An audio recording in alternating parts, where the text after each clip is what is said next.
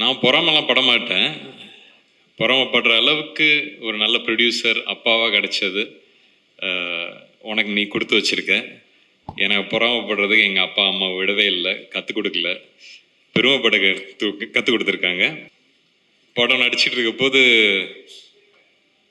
சிவகங்கை போனோம். என்ன சார் போய் சாணியெல்லாம் நல்லா வச்சாங்கன்னு ஃபீல் பண்ணேன். நீ மாட்டு சாணி தான் நல்ல, நான் யானை லட்டி அள்ளியிருக்கேன். உனக்கு கிடைச்சிக்கிற ஒரு வாய்ப்பு நிறைய பேர் கிடைக்காது. ஒரு நடிகனா நிறைய லைவ்ஸை on screen you gonna bring.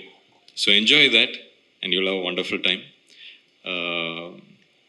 ஒரு ரொம்ப கஷ்டமான ஒரு விஷயம் டானாக்காரன் திரையில் வராமல் போனது.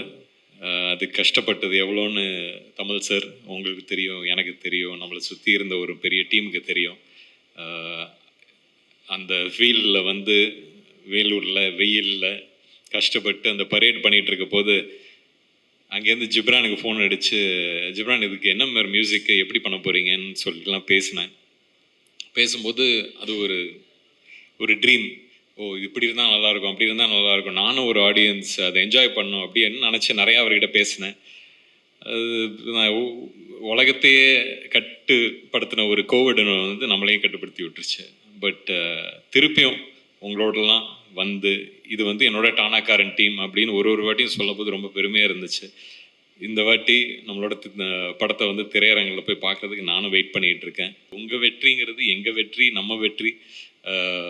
வெற்றி வெற்றின்னு எல்லாம் சொல்லிகிட்டே இருக்கேன். பெரிய பேர் இல்லை சார், பெரிய பெரிய பொறுப்பு இந்த வார்த்தையை.